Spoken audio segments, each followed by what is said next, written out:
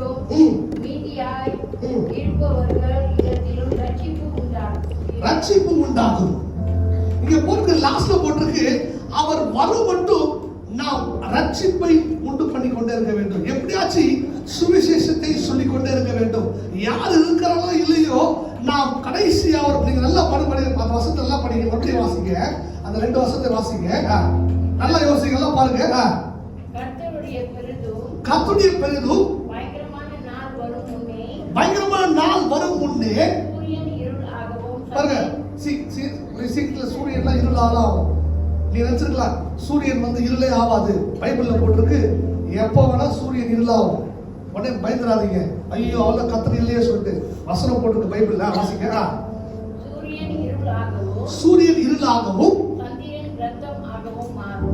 சந்திரன் எப்படி ஆகுமா? ரத்தமா ஆகும். பார்த்துக்கிட்டு பயந்துடா பாருங்க. சில நேரத்துல வரப்போற நாட்கள் எப்படி இருக்குமோ தெரியாது. நான் பயமுறுத்தல, பைபிள்ல சொன்னா எல்லாமே கரெக்டா நடக்கும். ரத்தமா சந்திரனே ரத்தமா மாறுமா? வாசிக்கலாம். அப்ப கர்த்தருடைய நாமத்தை தொழுது கொள்ளுகிறவர்களுக்கு தொழுது கொள்ளுகிறவர்கள் யார்? அவர் வர்ஷிப் பண்றவங்க எவனோ ரட்சிக்கப்படுவான். சீயோன் பர்வதத்திலும் கர்த்தர் வர மட்டும் மீதியாய் இருக்கிறது என்ன பண்ணும்? ரட்சிப்பு உண்டாகும். அப்ப கர்த்தர் நாம் இயேசு கிறிஸ்து மறுபடியும் வர வரைக்கும் நாம் ரட்சிப்பை உண்டு பண்ணுவதாய் இருக்கிற பிள்ளைகளாக இருக்க வேண்டும். எத்தனை பேர் நான் சொல்றது விளங்குது உங்களுக்கு? அல்லேலூயா. போறவங்க ஒரு சில பேர் எல்லாம் பண்ணுவாங்க, எந்த மாதிரி சூழ்நிலைகள் வந்தாலும் என்ன பண்ணலாம்? ரட்சிக்கப்பட்ட பிள்ளைகளை நாம் உருவாக்கி கொண்டிருக்க வேண்டும். வருவாங்க போவாங்க, அதான் நீங்க பார்க்காதீங்க. இருக்கிற வேண்டுமாய் நீங்க உண்மையாய் இருந்து கர்த்தருடைய வார்த்தையை கேட்டு நடக்கும் போது நிச்சயம் நம்ம சுவிசேஷத்தை சொல்லும் போது கர்த்தர் புதிய ஆத்துமாக்களை கொடுப்பார். இந்த வருஷத்துல எத்தனை பேருக்கு நம்ம சுவிசேஷம் சொன்னோம்? கணக்கு சொல்ல முடியுமா? ஹலோ, ஏன் அந்த சீட்லாம் காலியா இருக்கு? ஐயா சாமி சொல்லுங்க.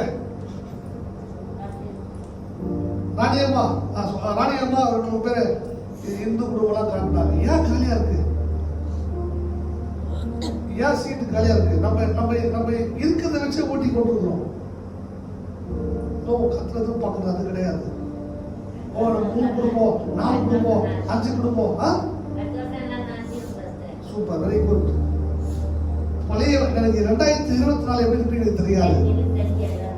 2025 கர்த்தர் பெரிய காரியத்தை செய்வார். அல்லேலூயா.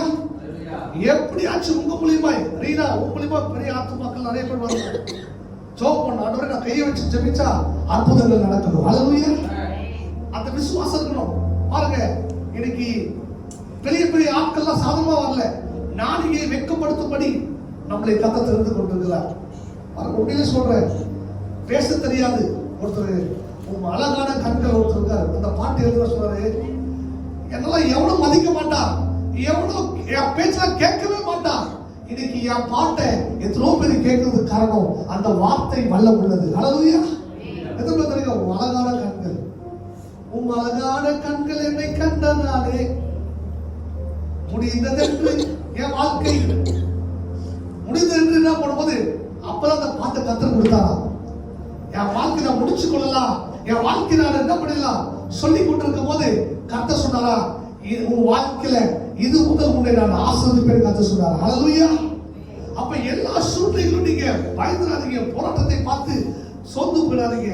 கர்த்தரை சார்ந்து இருக்கும் போது கர்த்தர் நிச்சயம் பெரிய காரியத்தை கர்த்தர் செய்வார். எல்லாம் சேர்ந்து படிக்கலாமா? அது வேலை படிக்கலாமா? The year of greater things. எத்தனை பேர் உங்க வாழ்க்கையில greater things வரணும்?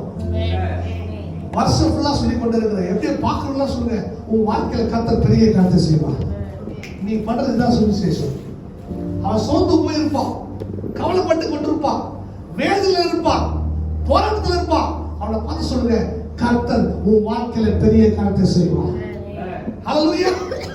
கிரேட்டர் திங்ஸ் செய்வார், நிச்சயம் செய்வார். அந்த வார்த்தை கேட்ட மாத்திரத்துல அவனுக்கு ஒரு பெரிய சந்தோஷம் வரும்.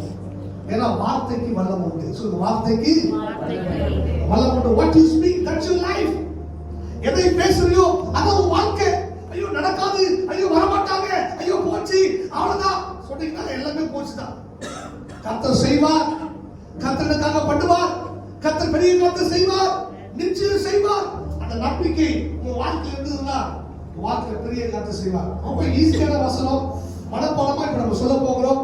தேசமே பயப்படாதே, மகிழ்ந்து களிக்கூறு, கர்த்தர் பெரிய காரியத்தை செய்வார். சொல்லலாமா?